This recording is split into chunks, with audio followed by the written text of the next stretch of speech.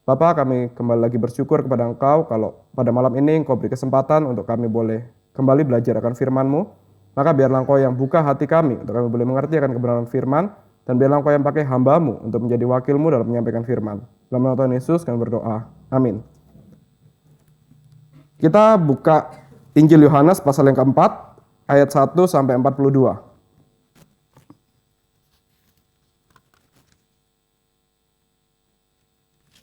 Kita baca secara bertanggapan. Ini memang panjang sekali, tapi kita harus baca secara penuh. Saya ayat yang ganjil, Bapak Ibu sekalian ayat yang genap. Yohanes 4 ayat 1 sampai 42. Ketika Tuhan Yesus mengetahui bahwa orang-orang Farisi telah mendengar bahwa ia memperoleh dan membaptis murid lebih banyak daripada Yohanes, ia pun meninggalkan Yudea dan kembali lagi ke Galilea. Maka sampailah ia ke sebuah kota di Samaria yang bernama Sikhar, dekat tanah yang diberikan Yakub dahulu kepada anaknya Yusuf.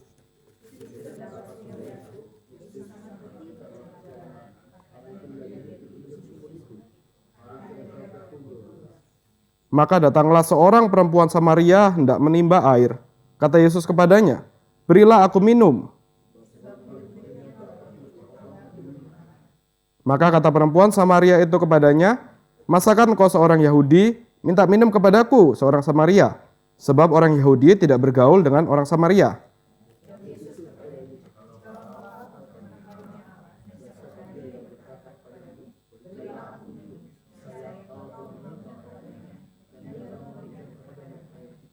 Kata perempuan itu kepadanya, "Tuhan, engkau tidak punya timba dan sumur ini amat dalam.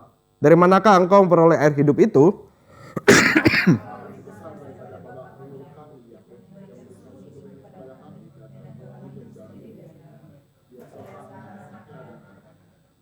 Jawab Yesus kepadanya, "Barang siapa minum air ini, ia akan haus lagi.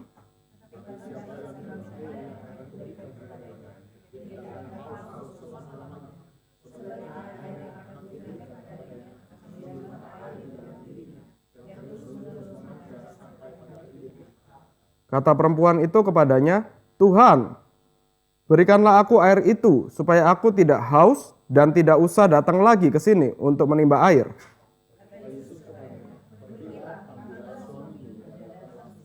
Kata perempuan itu, "Aku tidak mempunyai suami." Kata Yesus kepadanya, "Tepat katamu, sebab engkau tidak mempunyai suami.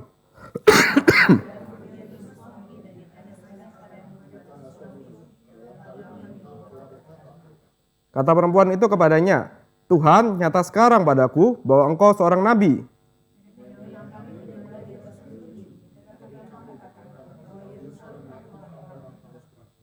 Kata Yesus kepadanya, "Percayalah kepadaku, hai perempuan, saatnya akan tiba, bahwa kamu akan menyembah Bapa bukan di gunung ini dan bukan juga di Yerusalem.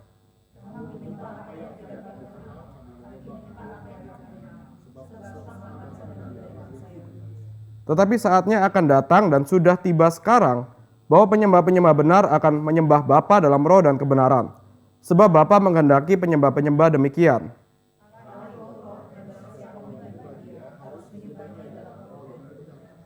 Jawab perempuan itu kepadanya, "Aku tahu bahwa Mesias akan datang, yang disebut juga Kristus. Apabila ia datang, ia akan memberitakan segala sesuatu kepada kami."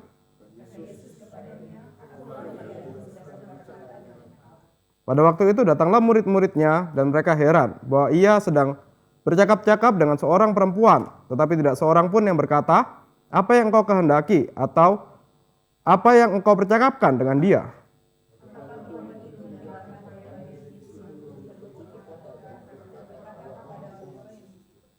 "Mari lihat, di sana ada seorang yang mengatakan kepadaku segala sesuatu yang telah aku perbuat.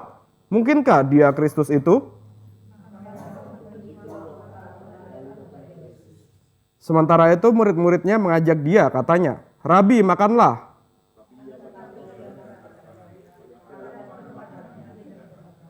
Maka murid-murid itu berkata seorang kepada yang lain, "Adakah orang yang telah membawa sesuatu kepadanya untuk dimakan?"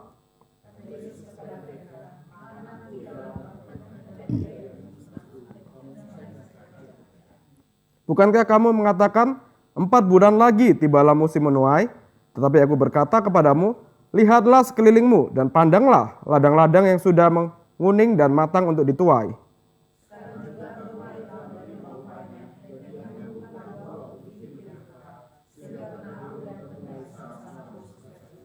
Sebab dalam hal ini benarlah peribahasa, yang seorang menabur dan yang lain menuai.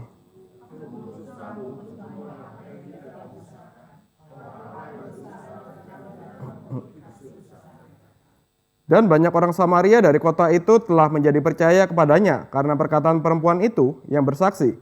Ia mengatakan kepadaku segala sesuatu yang telah aku perbuat.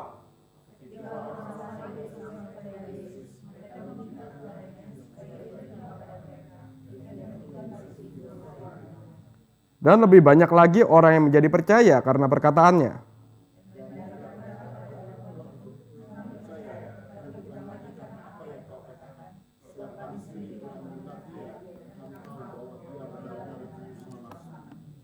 Ya, jadi kita harus melihat konteksnya terlebih dahulu untuk kita tahu kenapa disebutkan perempuan Samaria ini. Jadi kalau bisa ditampilkan slide-nya, Mas Wagi.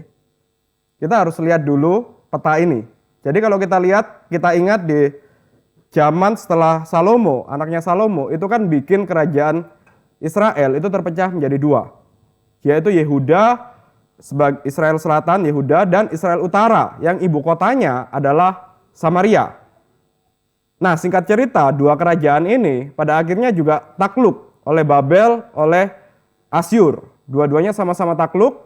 Nah, tetapi kalau kita lihat secara lebih mendalam di Perjanjian Lama, itu yang Yehuda, itu kebanyakan raja-rajanya itu lebih setia kepada Tuhan. Yang Yehuda itu memang ada banyak juga raja yang tidak baik, tetapi mereka berusaha untuk menjaga kesucian pernikahan mereka.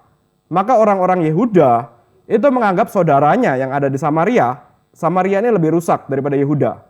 Meskipun tetap kedua-duanya itu sama-sama sudah tidak setia pada firman Tuhan, tetapi yang di Samaria, yang di Israel Utara, itu lebih parah. Satu hukum yang orang Yehuda itu nggak berani melanggar, itu dilanggar oleh Samaria, yaitu kawin campur. Orang Samaria itu kawin campur dengan orang-orang non-Israel, dengan orang-orang non-keturunan Abraham. Kawin campur ini menjadi satu dosa yang keji bagi Tuhan, satu dosa yang mengerikan, karena dengan kawin campur itu bukan cuma sekedar persatuan dari 2 orang, tapi itu kan juga persatuan dari 2 keluarga, persatuan dari 2 budaya, persatuan dari 2 agama yang berbeda. Maka di rumahnya orang-orang Samaria itu selain ada Taurat, ada firman Tuhan, itu juga ada patung-patung berhala, Baal, ataupun patung-patung berhala yang lain, Dagon dan kawan-kawan, yang dibawa dalam melalui pernikahan campur itu. Suaminya bawa Taurat, istrinya bawa Baal. Dalam satu rumah ada Taurat dan ada Baal. Nah, itu satu dosa yang keji sekali, satu dosa yang kejam sekali, satu dosa yang benar-benar sebenarnya Tuhan memang sudah larang begitu keras kan kalau kita perhatikan di Taurat Tuhan. Nggak boleh kawin campur seperti ini. Itu sama dengan ya bersinah dalam kepercayaannya, dalam kesetiaan kepada Tuhan, karena memasukkan dewa-dewa yang lain tadi.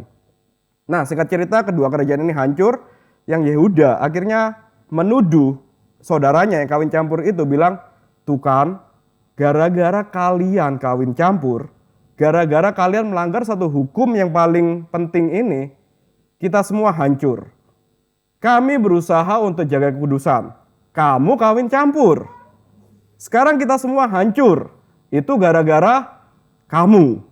Nah, itulah kenapa orang Yehuda itu benci sekali sama orang Samaria. Menuduh orang Samaria itu sebagai perusak dari kehidupan dua bangsa ini, satu keturunan Abraham ini. Makanya kalau kita lihat ke konteksnya zaman Tuhan Yesus, inilah kenapa ada satu peraturan tak tertulis. Kalau orang Yehuda yang asli, yang masih pure blood, yang tidak kawin campur, itu najis kalau melewati daerah Samaria. Nggak boleh lewat daerah Samaria. Karena mereka yang bikin, bagi orang Yahudi, orang Samaria ini yang bikin kita terkutuk. jangan sentuh-sentuh lah, jangan bicara lah, jangan sampai masuk ke daerah Samaria. Itu musuh kita. Nah, maka dari itu, kalau kita lihat Tuhan Yesus di Yohanes pasal 4, ayat 1 sampai 2, ini kan dikatakan dia dari Galilea mau ke Yehuda. Berarti kalau kita lihat peta itu, dari atas itu kan ada danau Galilea, mau turun ke bawah, ke Yehuda, Yuda. Pada konteks zaman itu, ini kan kalau mau turun, jalan paling dekat memang lewatin Samaria itu kan, langsung turun, sudah. Itu memang jalannya harusnya begitu, cepat. Tapi karena ada peraturan tak tertulis tadi, harus muter jauh. Nah, tapi di sini Tuhan Yesus dia melanggar peraturan tak tertulis itu. Melanggar satu tradisi yang menurut orang Yehuda, itu tradisi yang untuk menguduskan mereka. Tapi sebenarnya itu tradisi palsu, tradisi yang kosong, nggak ada artinya. Nah, oleh Tuhan Yesus itu dilanggar. Dia dengan sengaja, dengan intensional melewati Samaria. Dan ternyata kalau kita perhatikan dengan sungguh-sungguh, kesengajaan Tuhan Yesus untuk melewati Samaria itu bukan cuma sekedar cari jalan tercepat. Bukan cuma sekedar sesederhana mau merombak tradisi. Tapi dengan sengaja Tuhan Yesus melewati Samaria. Dan dengan sengaja dia mendatangi sumur Yakub, menunggu di sana.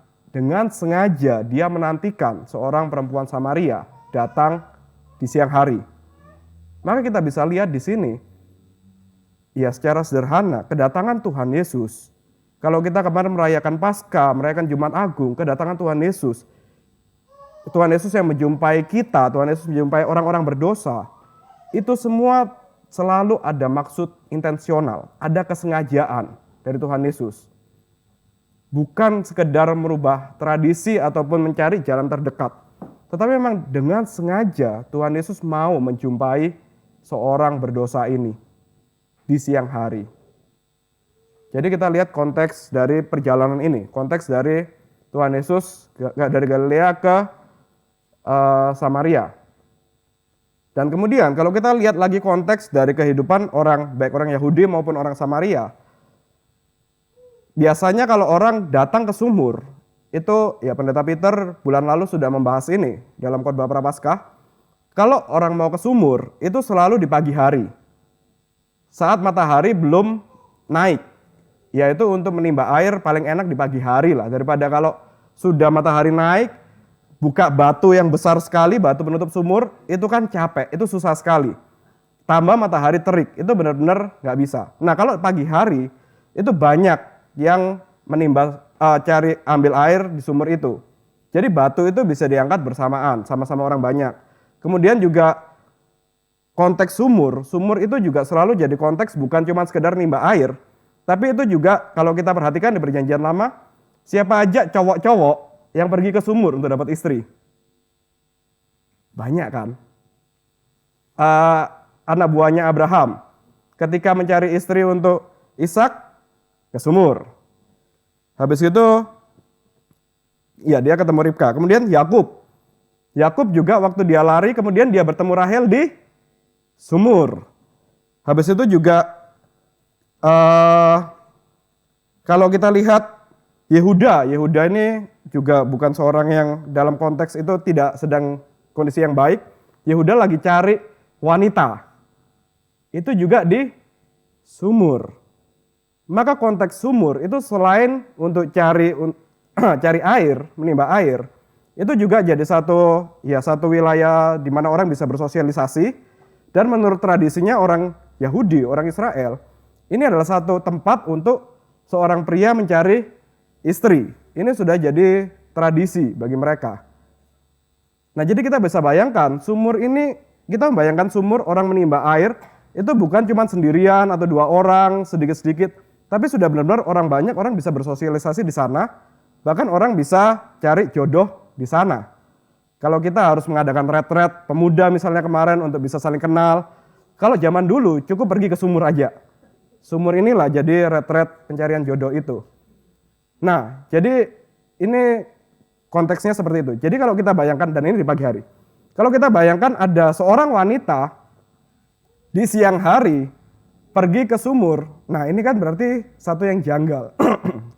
sesuatu yang lain lah daripada kebiasaan pada zaman itu. Kenapa wanita ini harus siang hari sendirian ke sumur? Nah, kita bisa lihat kalau di pagi hari itu banyak orang. Di pagi hari orang bersosialisasi di sumur itu. Kalau di siang hari tidak ada orang. Dia sendirian. Setelah sumur itu sepi baru dia datang ke sumur itu. Berarti orang ini dengan sengaja juga menghindari keramaian. Orang ini dengan sengaja dia tidak nyaman kalau ada di tengah keramaian. Maka dia mencari waktu yang kosong, waktu yang sepi untuk pergi ke sumur. Jadi kita bisa lihat seorang perempuan Samaria ini memang dia sedang memiliki aib dan dia sadar aib dia. Dia dijauhi oleh komunitasnya, dia sadar itu. Maka dia tidak berani untuk berkumpul bersama dengan banyak orang di sumur. Dia memutuskan untuk siang hari sendirian pergi ke sumur. Nah, kembali lagi, kalau kita gabungkan konteks ini antara Tuhan Yesus yang dengan sengaja datang siang hari ke sumur itu, dan perempuan ini yang juga dengan sengaja datang siang hari ke sumur, maka kita bisa melihat ini bukan satu pertemuan yang kebetulan. Memang Tuhan Yesus datang ke sumur itu dengan satu maksud tujuan.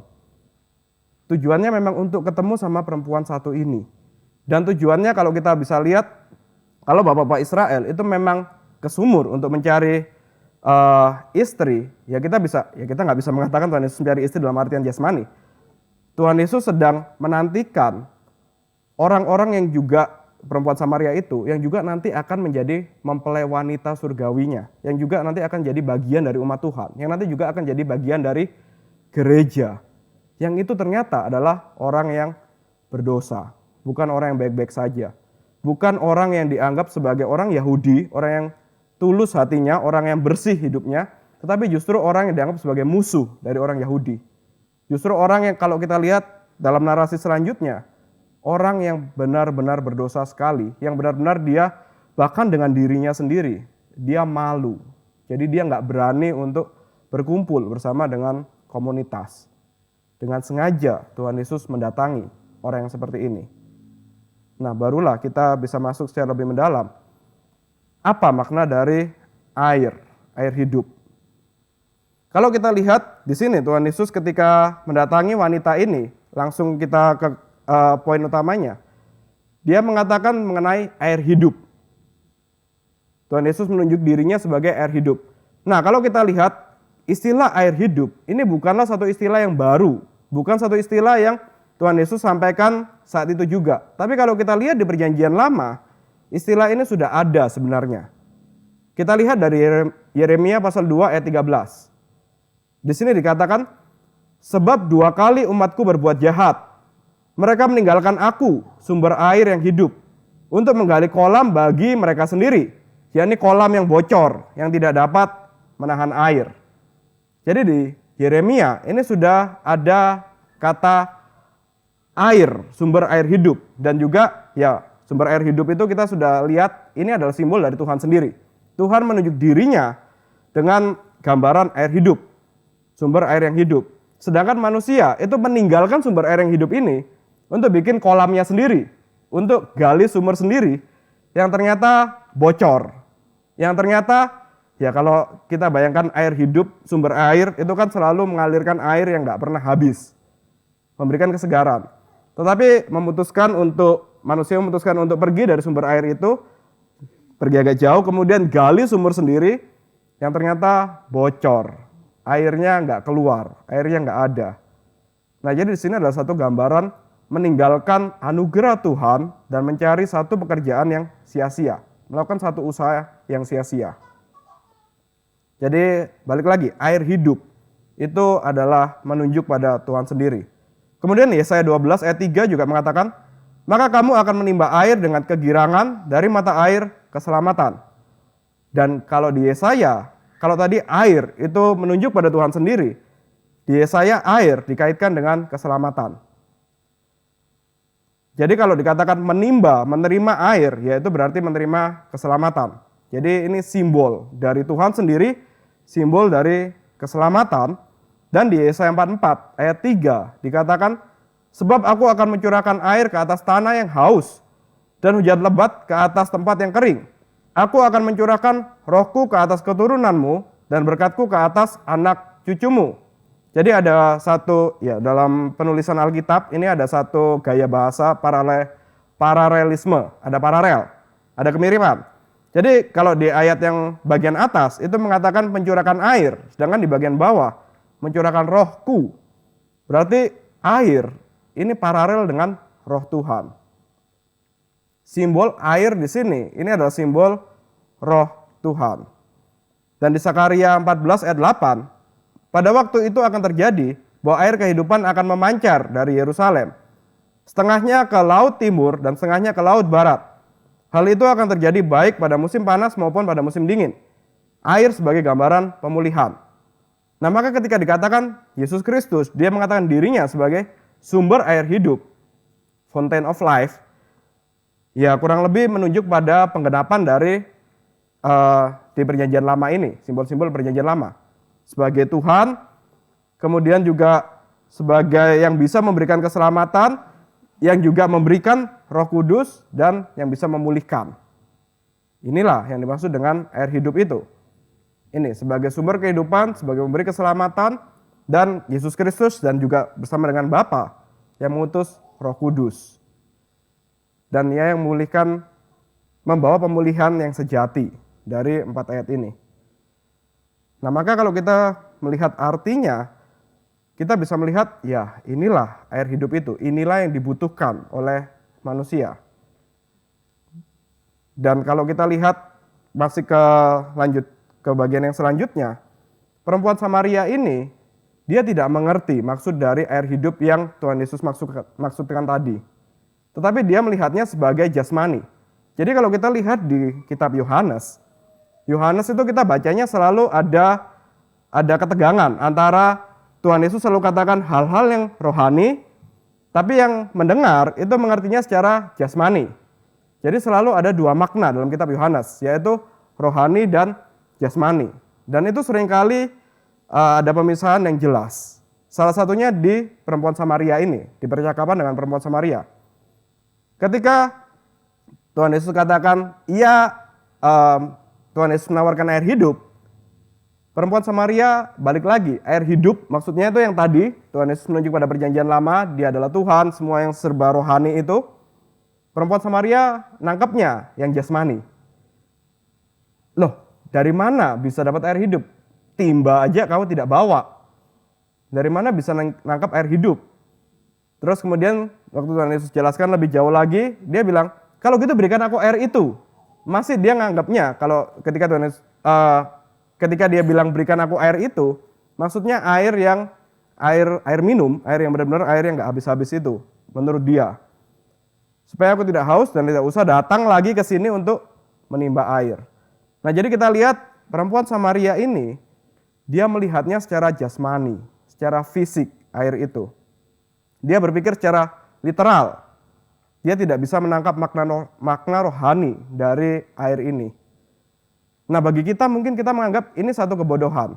Tapi kalau kita membayangkan posisi kita, ya ketemu sama Tuhan Yesus di sumur, mungkin kita juga pasti akan menangkapnya ya, yang literal gitu. Ini bukan satu kebodohan. Tapi kalau kita perhatikan, sebelum nanti saya jelaskan secara lebih mendalam, Yohanes sering menggunakan pola seperti ini. Tuhan Yesus ngomong soal rohani, yang diajak ngomong itu bahasnya soal jasmani. Misalnya, percakapan Tuhan Yesus dengan Nikodemus di Yohanes pasal 3. Tuhan Yesus bilang, lahir kembali. Nikodemus bilang apa? Mana bisa orang yang sudah keluar dari kandungan masuk lagi ke dalam kandungan? Ya, nggak nyambung lagi. Maksudnya lahir kembali, ya lahir baru, kenal Tuhan, dipimpin oleh Roh Kudus. Tapi Nikodemus menangkapnya masuk dalam kandungan ibu lagi. Tuhan Yesus ngomong rohani, Nikodemus menangkapnya jasmani. Kemudian juga Yohanes 2 ketika dikatakan robohkan bait Allah. Orang Yahudi malah bilang robohkan bait Allah, maksudnya bait Allah yang fisik itu 3 hari lagi akan dibangun lagi, Tuhan Yesus bilang. Itu kan maksudnya kebangkitan Tuhan Yesus. Mereka nangkepnya bait Allah yang di Yerusalem dirobohkan, dia mau merobohkan bait Allah nih. Ini berarti orang bahaya nih, mau menghancurkan agama, kurang lebih seperti itu. lihatnya yang jasmani lagi. Selalu ada ketegangan ini. Tuhan Yesus ngomong rohani, pendengarnya bahasnya soal jasmani. Kemudian ya di ayat yang tadi kita baca juga soal makanan. Tuhan Yesus katakan, padaku ada makanan yang engkau tidak tahu. Murid-muridnya mikir, emangnya ada yang kasih roti ya? Emangnya ada yang kasih makanan ya Tuhan Yesus tadi? Jangan-jangan perempuan tadi yang kasih makanan.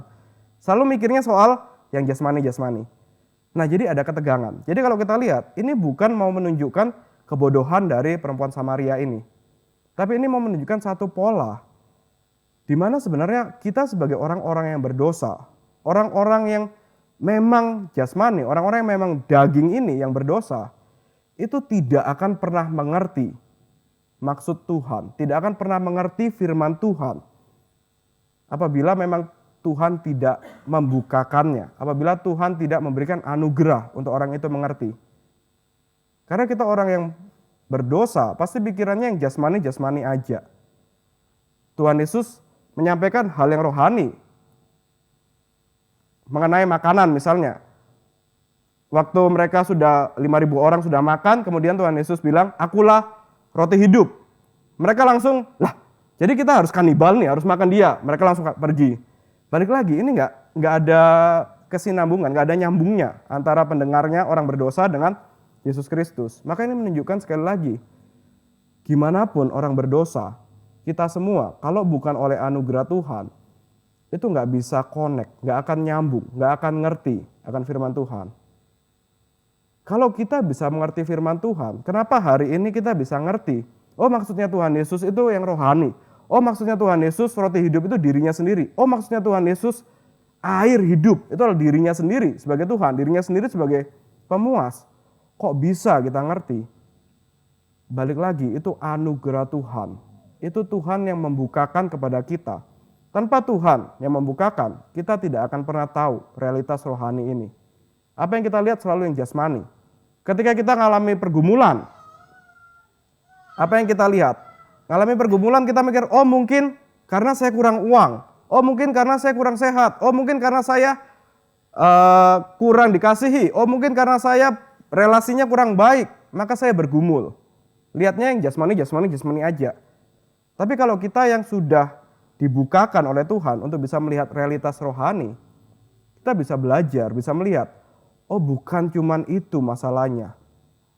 Inilah yang kalau kita lihat di perempuan Samaria ini, dia punya masalah, dia punya pergumulan, dan dia mencarinya pertama-tama secara jasmani. Dia punya masalah mengenai relasi, dia carinya 5 suami. Suami yang pertama tidak memuaskan dia, cerai. Suami yang kedua tidak memuaskan dia, cerai. Ketiga, keempat, kelima, gak ada yang memuaskan dia.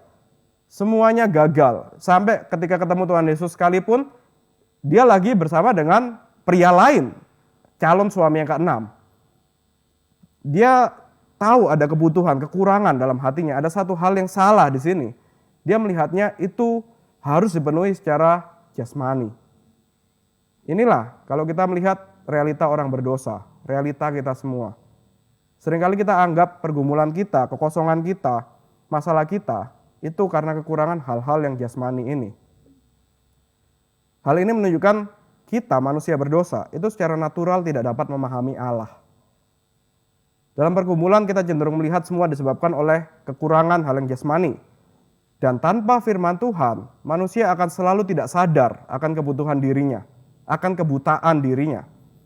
Melalui firman Tuhan, barulah kita memahami bahwa kebutaan kita bukan kebutuhan kita bukanlah soal pemenuhan jasmani, tetapi kebutuhan kita adalah hal yang rohani. Firman Tuhanlah yang dapat memberikan jawaban. Seandainya perempuan Samaria ini tidak berjumpa dengan Tuhan Yesus, dia tidak akan pernah lihat realita rohani ini. Dia akan selalu mencari hal-hal yang jasmani. Bersyukurlah kepada kita, bersyukurlah kita yang selalu dapat undangan dari Tuhan untuk ikut PA, untuk ikut persekutuan, untuk ikut ibadah.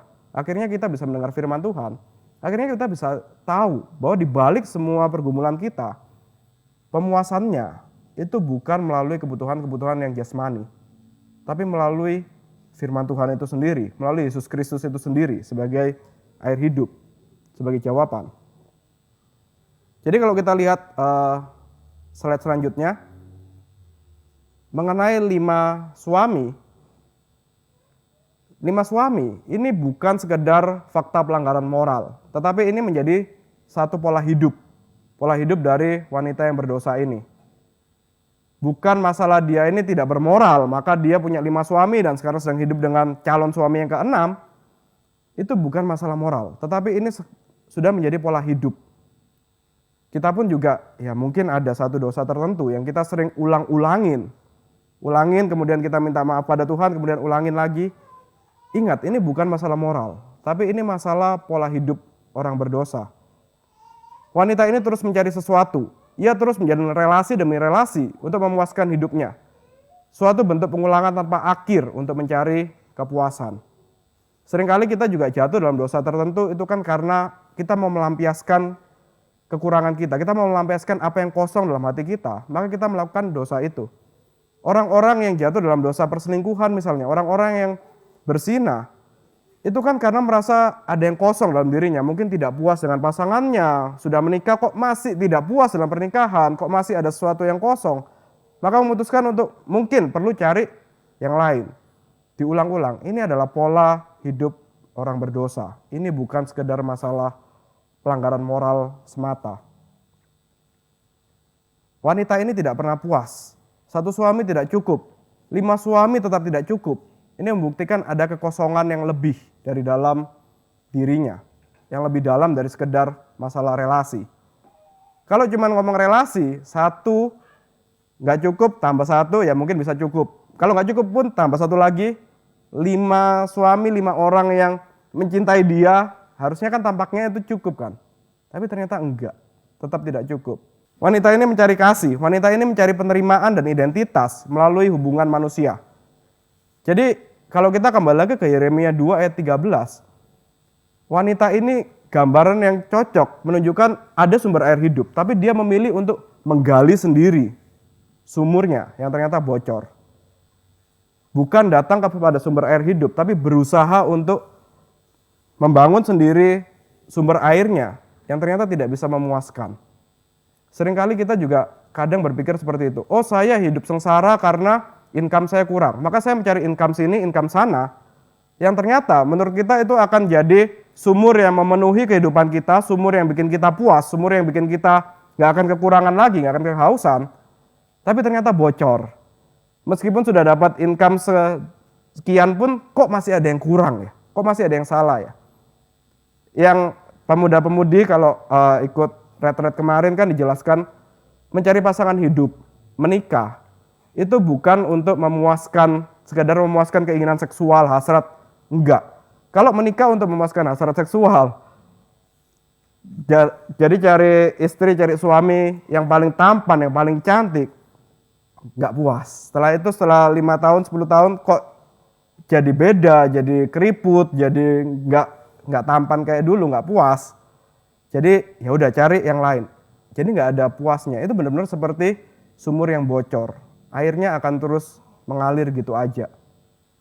Nah, inilah yang sedang dilakukan oleh orang berdosa. Inilah yang sedang dilakukan oleh perempuan Samaria ini. Dan dari sinilah Tuhan Yesus dia secara implisit di ayat 13 sampai 18 memang tidak jelas-jelas mengatakan, ya karena itulah ini menunjukkan engkau yang terus-terusan cari suami, itu menunjukkan bahwa engkau sedang haus. Secara implisit Tuhan Yesus mengatakan ini. Engkau yang mencari pemuasan di luar daripada Yesus Kristus, di luar daripada firman Tuhan, engkau sedang haus. Engkau yang tidak berhenti-berhenti untuk mengejar sesuatu yang di luar Yesus Kristus, engkau sedang haus. Engkau yang sampai meninggalkan kehidupan sosial, engkau yang sampai takut ketemu sama semua orang, engkau yang terus-menerus berdosa, mencari cinta dari suami-suami yang lain, itu engkau sedang haus. Tuhan Yesus seakan-akan mengatakan ini kepada perempuan Samaria itu. Yesus juga menunjukkan air yang kamu minum sekarang, yaitu relasi dengan 5 suami itu dan plus 1, itu adalah usaha mengejar kepuasan, usaha mengejar cinta dari manusia yang menghasilkan haus lagi. Segala sesuatu yang di luar Yesus Kristus, yang kita anggap bisa memuaskan kita, Segala sesuatu yang di luar firman Tuhan, di luar persekutuan dengan Kristus, kita anggap bisa memuaskan kita, dan pada akhirnya kita terus-menerus mengulanginya, mengejar itu. Mungkin kita merasa, oh saya butuh liburan untuk healing. Kemudian 1 bulan kemudian capek lagi, healing lagi, liburan lagi. Kita terus-menerus melakukan itu. Itu satu usaha yang membuat kita akan haus lagi. Nggak bisa. Tetap yang akan memuaskan kita hanya Yesus Kristus, Sang Firman yang hidup itu. Yesus menunjukkan bahwa air yang kuberikan, yaitu hidup yang kekal, itu akan membuat kita tidak haus lagi. Bukan usaha-usaha manusia tadi. Nah, maka dari itu, sesuatu yang kosong ini apa sih sebenarnya? Yang membuat orang itu, wanita Samaria itu terus-menerus menikah, kemudian cari cinta. Sebenarnya kalau kita kembali ke narasinya Adam dan Hawa, kita kembali ke narasi Tuhan yang ciptakan manusia sebagai gambar dan rupanya. Narasi Taman Eden, kebutuhan dasar manusia itu adalah relasi dengan Allah. Ini yang menjadi kebutuhan dasar manusia, relasi dengan Allah. Tetapi sejak manusia jatuh dalam dosa, relasi dengan Allah ini kan rusak. Bukan cuma sekedar terputus relasi dengan Allah, tetapi manusia jadi berseteru dengan Allah. Sejak saat itulah ada ruang yang kosong dalam hati manusia. Ruangan itu harusnya diisi dengan relasi dengan Allah. Tapi karena manusia berdosa, yang tadinya relasi yang intim dengan Allah, yang tadinya mencintai Allah, jadi memusuhi Allah. Jadi berseteru dengan Allah. Inilah yang bikin ruang itu kosong dalam hati manusia. Karena ruang itu kosong, kita selalu pingin isi aja ruang ini, yang kosong ini. Satu hal yang kurang dalam hatiku itu harus diisi. Kita cari cinta dari sesama manusia. Kita cari cinta dari pengakuan orang-orang di sekitar kita. Kita cari cinta, kalau yang zaman sekarang, dari likes misalnya. Likes di sosial media kita. Kalau semakin banyak, maka oh saya dicintai, oh penuhlah ruang hati saya ini. Tapi begitu yang muncul komentar negatif, langsung merasa, ya kok gini ya. Atau kalau enggak, posting sesuatu yang baru, tadinya likes-nya 1000, jadi likes-nya cuma 1. Langsung merasa, ya kok gini ya, kok kosong lagi ya hatiku. Nah itu menunjukkan ada sesuatu yang memang kosong, yang manusia itu selalu pingin isi kekosongan ini. Dan selalu pingin isinya, selalu ingin dengan pemenuhan dari manusia atau ciptaan lain. Dan inilah yang disebut sebagai usaha menggantikan Allah dengan ciptaan. Balik lagi, kalau kita, ya di sini Bapak Ibu sekalian sudah pada menikah, ya cuman sedikit lah yang belum menikah. Kalau kita melihat pasangan kita, itu untuk mengisi kekosongan ini, yang harusnya diisi oleh Tuhan. Kita minta dia mencintai kita, seperti Tuhan mencintai kita, menjadikan dia sebagai Tuhan. Itu tidak akan bisa. Tetap kita melihat pasangan kita, ini memang, ya ini pasangan yang sepadan yang Tuhan berikan kepada kita, tetapi tetap tidak akan bisa, tidak akan pernah sesempurna apapun pasangan kita, tidak akan pernah bisa mengisi kekosongan ini.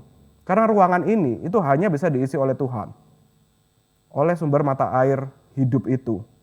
Maka kalau kita mengharapkan pasangan kita harus jadi sempurna, harus jadi seperti Yesus Kristus agar bisa mengisi kekosongan ini, kita akan selalu kecewa.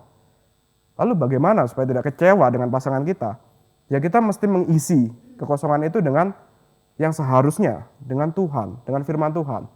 Kalau itu sudah terisi, maka kita bisa melihat pasangan kita dengan segala kelemahannya, kekurangannya. Kita bisa melihat anak kita, bisa melihat keluarga kita, bisa melihat lingkungan kerja kita, semuanya apapun dengan segala kelemahannya. Karena ruangan kita sudah terisi oleh Tuhan tadi, kita nggak akan cari pemenuhan dari mereka-mereka itu. Di kerjaan kita bisa dikecewakan, pasangan bisa mengecewakan kita, tapi kita nggak benar-benar jadi hancur. Karena kita tahu, oh ya memang ya sudahlah, sama-sama manusia berdosa, saya juga bisa mengecewakan dia, tapi Tuhan tidak meninggalkan saya, Tuhan tetap mengisi hati saya. Maka saya tetap puas di dalam Tuhan, puas dalam relasi dengan pasangan, puas dalam pekerjaan, puas dalam segala hal. Karena ruangan itu dipenuhi oleh Tuhan, diisi oleh Tuhan, oleh relasi dengan Tuhan. Inilah air hidup itu. Maka kalau hari ini manusia itu sering mengalami perasaan haus, ingin dicintai, ingin diterima. Manusia sering mengalami perasaan gagal, relasi yang gagal berulang seperti perempuan Samaria ini. Manusia yang sering mengalami perasaan malu, seperti perempuan Samaria ini harus datang di siang hari karena malu. Manusia yang sering mengalami perasaan tertolak oleh komunitas, maka dia hidupnya terisolasi. Ya ini memang dialami oleh semua manusia yang hatinya tadi yang harusnya diisi dengan Tuhan itu kosong. Maka inilah yang terjadi pada perempuan Samaria ini. Manusia haus akan Allah. Dosa membuat manusia berusaha memuaskan diri tanpa Allah. Kristuslah satu-satunya pemuas yang sejati. Kita bisa lihat, kalau lihat perempuan ini, ya dia jelas 5 suami. Tapi kalau kita tarik dalam kehidupan kita, apa sih yang menjadi dalam tanda kutip 5 suami versi kita? Bisa karir, bisa uang, bisa relasi, bisa reputasi, bisa prestasi dalam pelayanan. Ini bisa kita anggap inilah yang bisa mengisi kekosongan hati kita itu. Tapi enggak, bukan ini yang bisa mengisi kekosongan hati kita. Dan biasanya kalau yang terjebak di sini itu akan mengulangi siklus yang sama. Dapat sesuatu, puas sebentar, lalu kosong lagi, haus lagi. Maka dari itu kita perlu Kristus. Di sini Kristus bukan hanya sekedar memenuhi keinginan jasmani kita, tetapi menjadi sumber air hidup yang terpancar dalam kita, sehingga ia terus menyegarkan jiwa kita secara sempurna, sehingga kita tidak haus lagi. Masalah perempuan ini bukan bahwa dia memiliki 5 suami, tetapi bahwa ia mencoba menjadikan suami sebagai pengganti Allah.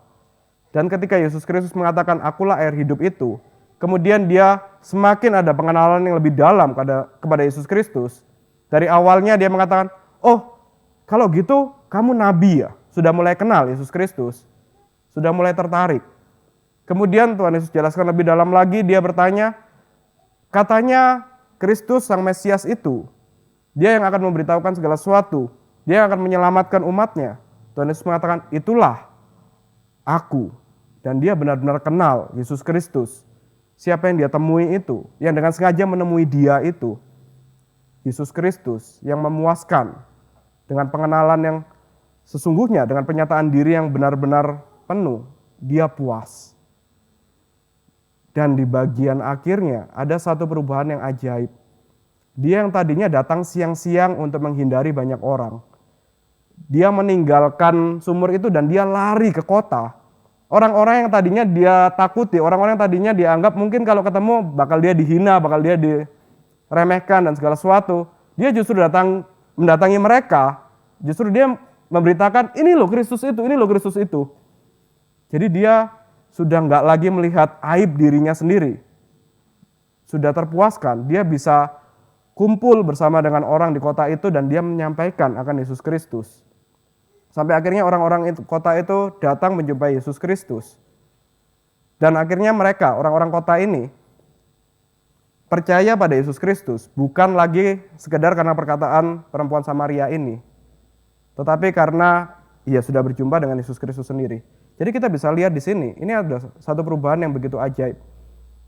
Perempuan Samaria ini sampai akhir namanya tidak disebut. Kita nggak tahu siapa namanya. Tetap dia, kalau kita katakan perempuan Samaria, dalam bayangan kita tetap, oh yang punya 5 suami itu, oh yang tidak baik itu. Tetap itu kan yang ada dalam bayangan kita. Tetapi ternyata Tuhan pakai dia secara radikal. Tuhan pakai orang yang berdosa ini, orang yang reputasinya buruk ini, untuk jadi alat di tangan Tuhan. Dan dengan murni, dia tidak perlu namanya disebutkan, dia tidak perlu namanya diagungkan, bahkan tidak perlu namanya dipulihkan.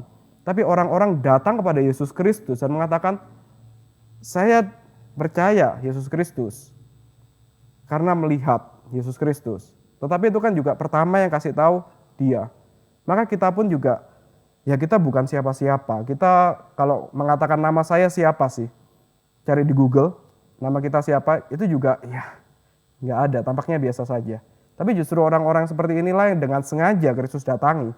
Yang dengan sengaja Kristus nyatakan dirinya bahwa dia adalah sang air hidup itu.